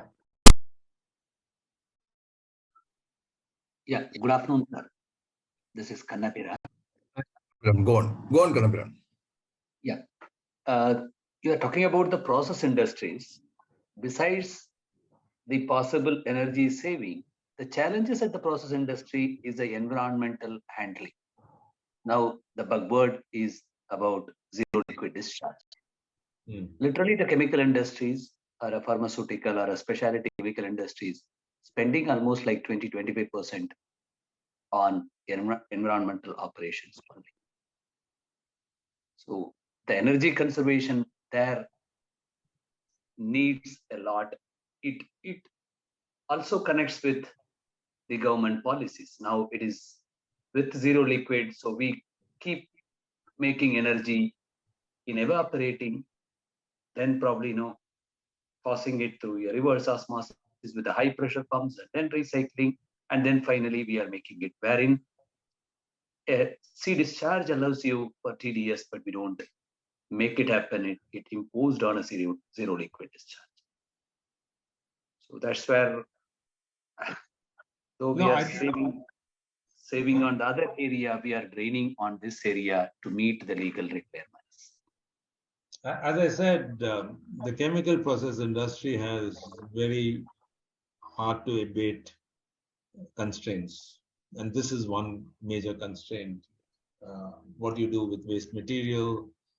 How do we kind of ensure that waste treatment meets legal requirements at the lowest possible energy cost? And they don't always work out quite that way. You end up consuming a lot more energy than you would if you were to just discharge the waste without treatment, but then that has its own penalties and problems. I don't have a answer to this, but it's all part of doing business, I would imagine. When you... I agree, but maybe in your interaction with the... I think it can be one of the topic where it is the next requirement. I agree, Mr. Kannapiran. This must be one of the important topics. It has come up in several discussions which I've had the opportunity to participate in, because ecological protection and energy protection and energy conservation sometimes do not always kind of Go together. go together. One accentuates the problem of the other. But having said that, one has to find the via media, and the via media is to get maximum environmental protection at the least energy cost, and that's the golden mean, and we are all kind of working towards that. But your point is well taken. I don't have a simple answer to it. It's a question of actually getting the right-minded people to work. See, I'll give you a small example, okay, where I mean, it just shows that, say, I always look at some of the more optimistic kind of solutions. See, there was in Nagpur way back in 2007-8 a huge environmental problem that the sewage and the garbage from industries, etc., were being dumped into the river there. And the municipal corporation was seized of the problem, but they wanted to put up these sewage treatment plants, which cost money. And then somebody had an idea, because in same Nagpur, close by was the Koradi power plant, which was putting up a 500 megawatt unit for which they needed water. And they didn't have sufficient water available as groundwater, because at the moment they use groundwater, the farmers will go up in arms because everyone is going after that groundwater, and the farmers obviously needed it for the irrigation.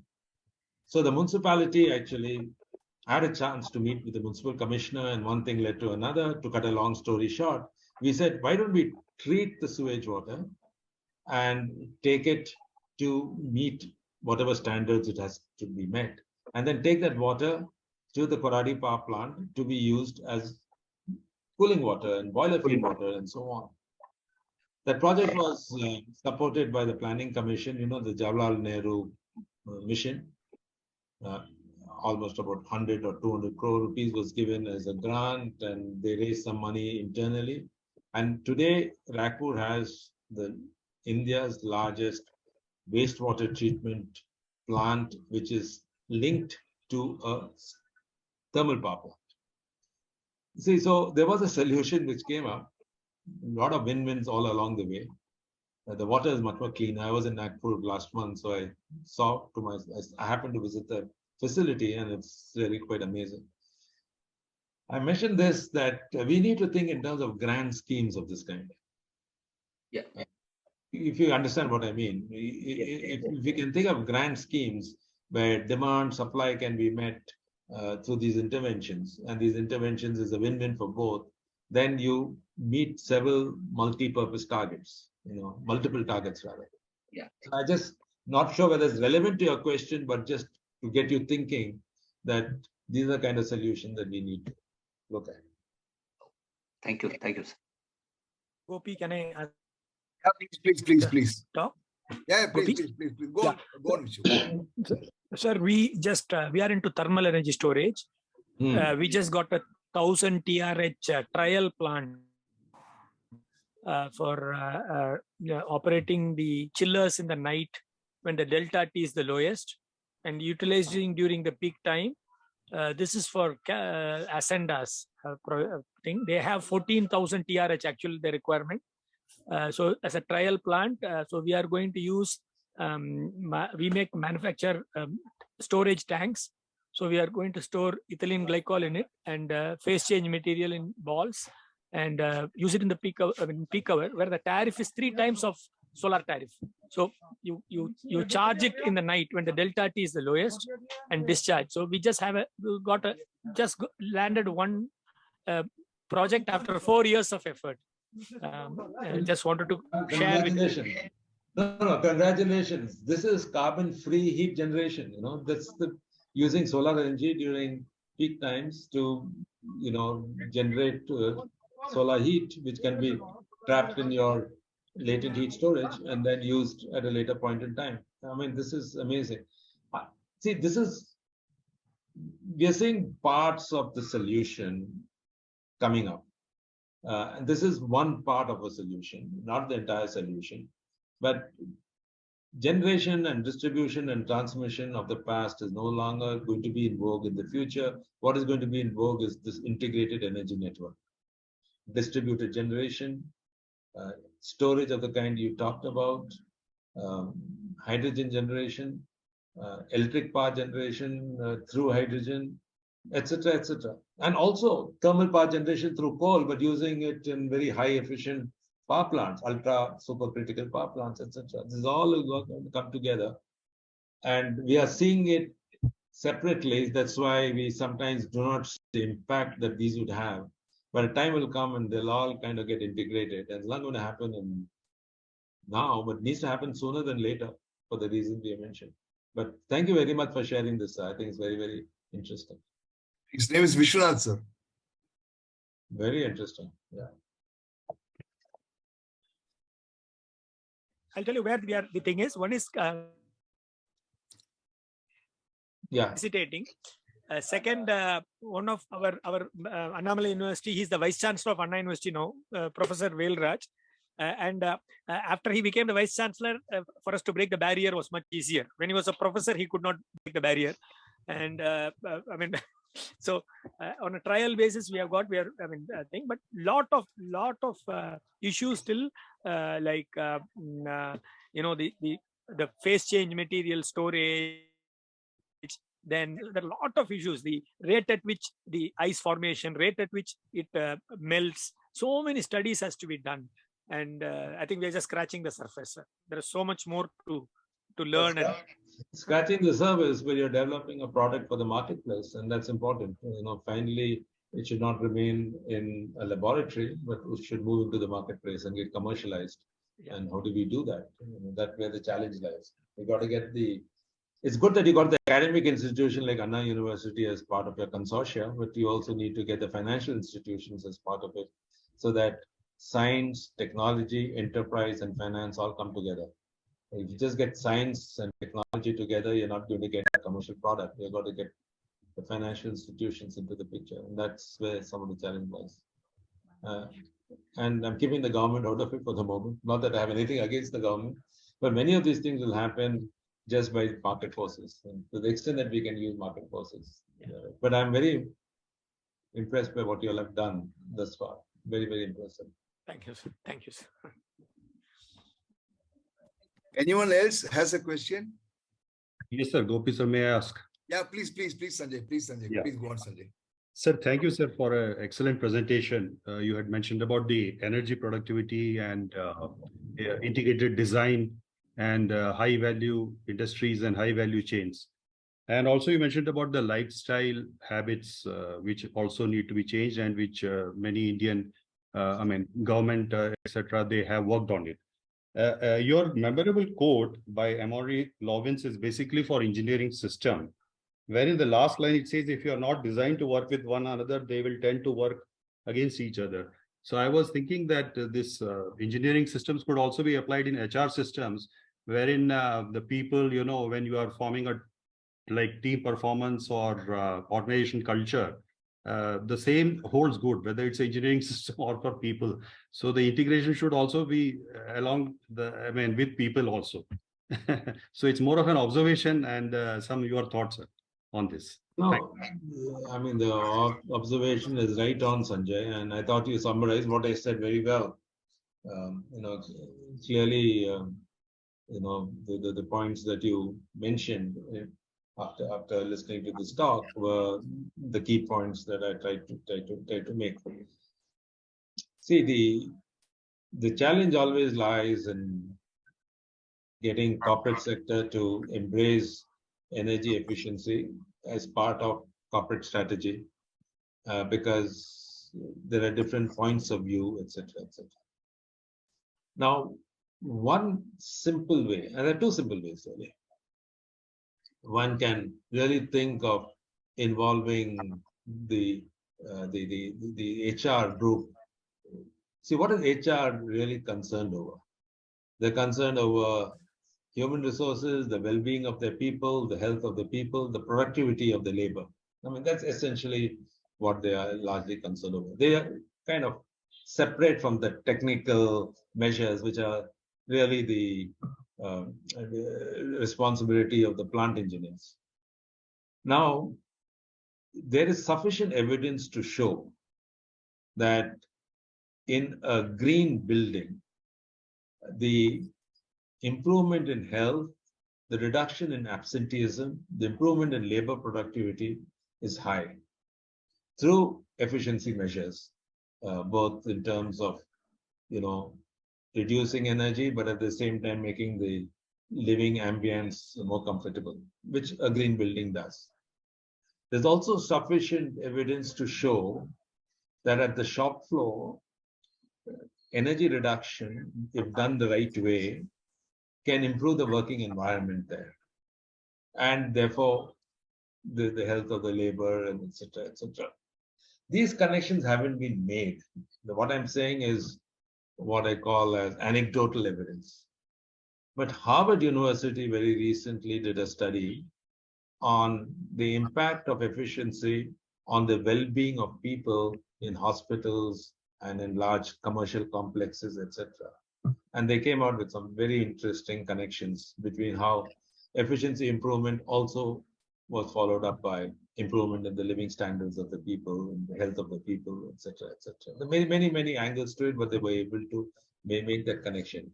And in fact, corporate America is going in for green buildings, not so much for the energy savings per se, but for the co-benefits that energy savings brings about. I just want to halt for a moment because I think that's an important point. Energy efficiency doesn't mean carbon savings only. In fact, carbon savings is part. But there are a lot of co-benefits that come along with it. One is the health co-benefits I mentioned about. Another is the co-benefit with respect of fiscal savings, bottom line savings, financial savings, nothing I talked about. And for industry, especially for MSME sector, the major co-benefit is the quality of the product. There's been sufficient knowledge and information that the furnace atmosphere in a furnace can be improved through efficiency, but also leads to less scale losses and less rejects, etc., etc. So there's a strong connection between that. And there are several cases where energy efficiency has been trumped by savings in materials, because that's what happened when a person went for a more efficient furnace. I mean, he had energy, but he also had quality products. I think this co-benefit needs to be picked up, needs to be made. And you talked about one co-benefit, and that is the HR, but there are other co-benefits also. I'm sorry, I went round and round to answer your question, but just to let you know that efficiency has different things about it. It's not just energy savings. That's, in fact, to my mind, passe. I mean, it's something that you expect. There are other co-benefits which may have greater value than the energy saved itself. Thank you, sir. I hope that was useful, Sanjay. Yes, sir. Thanks, sir. Come to the end of the session. Anybody else has one last question, please? Anyone else has a question?